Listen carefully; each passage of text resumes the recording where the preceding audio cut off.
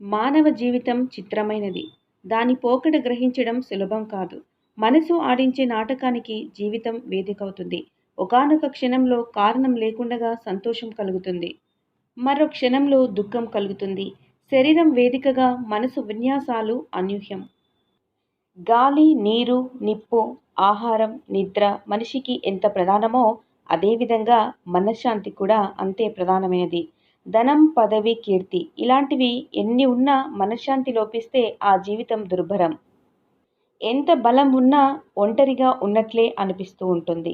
బంధుమిత్రులు అంతా పలకరిస్తూనే ఉంటారు. అందరి మధ్య ఉన్నా మనిషికి ఆనందం ఉండదు. మనశ్శాంతి బయట నుంచి లభించేది కాదు. మనకు మనంగా దాన్ని హృదయంలో ఆవిష్కరించుకోవలసిందే. బుద్ధి నియంత్రించిన విధంగా మనసు మలచుకోగలిగితే మనశ్శాంతి చేతికందినట్లే. మనిషి బతికినంత కాలం శాంతి, ఆనందాలను సహజంగానే కోరుకుంటాడు. అవి అంత తేలిగ్గా లభించేవి కావు. కోరికల్ని ఎంతగా తగ్గించుకుంటే అంతగా శాంతి లభిస్తుంది. ప్రలోభానికి, వ్యామోహానికి, ఆకర్షణకు దూరంగా ఉంటే శాంతి చెంతకే చేరుతుంది. కోరుకోగానే దొరికేది కాదు శాంతి.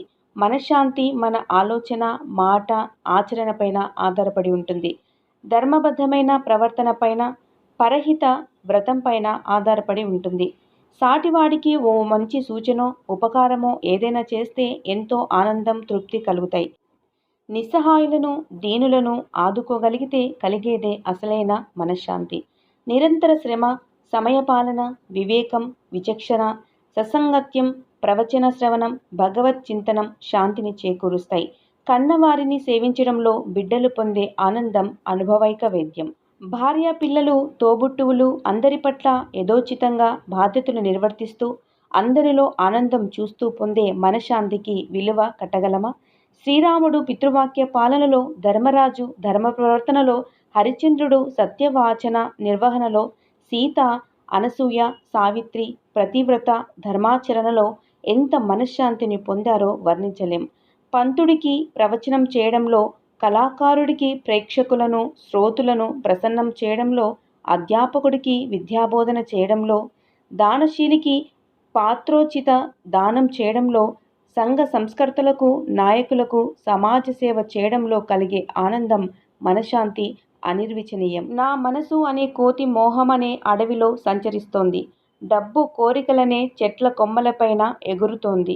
ఈ కోతిని ఆధీనంలో ఉంచుకో ప్రభూ అని ఆదిశంకరులు ఆవేదన చెందారు. మనశ్శాంతికి ఈ వేదనలోనే మార్గం కనిపిస్తుంది. ఇతరులకు శాంతినివ్వడంలో కలిగే సంతోషమే మనశ్శాంతికి నాంది. కామ, క్రోధ, లోభాలను దూరం చేసుకోగలిగితేనే మనశ్శాంతి సుసాధ్యం. సత్వగుణం, సంస్కారవంతమైన ప్రవర్తన మనసుకు శాంతినిస్తాయి. గాలి కనిపించకపోయినా ప్రాణం పోస్తుంది. అలాగే మనం చేసే సహాయం ప్రచారం కాకపోయినా సంతోషం, శాంతిని ఇస్తుంది. శక్తినిచ్చేది ధనం కాదు, శక్తినిచ్చేది ఆత్మ సంతృప్తి, శాంతి. సుఖదుఖాలను సమానంగా తీసుకున్నప్పుడు మాత్రమే ఆత్మస్థైర్యం తనంతా తానే మనసును ఆక్రమిస్తుంది.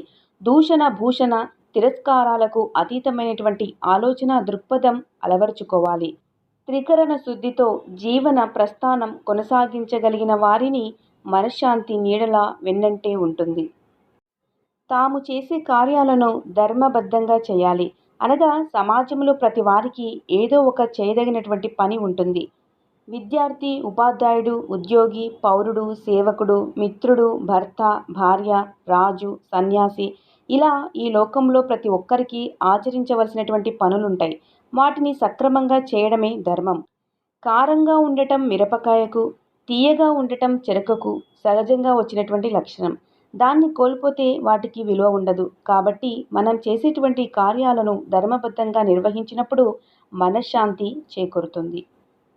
తన కోసం ఎవరో ఏదో చేయాలని కాక మనిషి తనకు తానుగా జీవించాలి. కోరుకున్న రీతిలో జీవన గమనాన్ని సాగించాలి. అప్పుడే అతడికి జీవితంలో తృప్తి, ఆనందం, ఆత్మ సంతృప్తి, మనశ్శాంతి మిగులుతాయి. ఎదురయ్యే అపజయాలకు కారణమయ్యేటువంటి కర్మలు మనిషి చేయడు కనుక ఆ వ్యతిరేక శక్తులు అతడికి దరిచేరవు. అప్పుడు నిరంతర సంతోషానందాలతో కూడినటువంటి జీవనాన్ని, మనశ్శాంతి కలిగినటువంటి జీవనాన్ని మనిషి సాగించవచ్చు. ఈ విధంగా మనశ్శాంతి లభించడం కోసం మనిషి ఏ విధమైనటువంటి విధానాలను అలవాటు చేసుకోవాలో తెలుసుకున్నాం. ఈ వీడియో మీకు నచ్చినట్లయితే లైక్ చేయండి, షేర్ చేయండి. ఇలాంటి మరిన్ని వీడియోస్ కోసం స్మార్ట్ సరిత కోన ఛానల్‌ని సబ్స్క్రైబ్ చేసుకోండి. ఈ వీడియోపై మీ అమూల్యమైనటువంటి అభిప్రాయాన్ని కామెంట్ రూపంలో తెలియజేయండి. ఇంకొక మంచి వీడియోతో మళ్ళీ కలుద్దాం. Thank you for watching.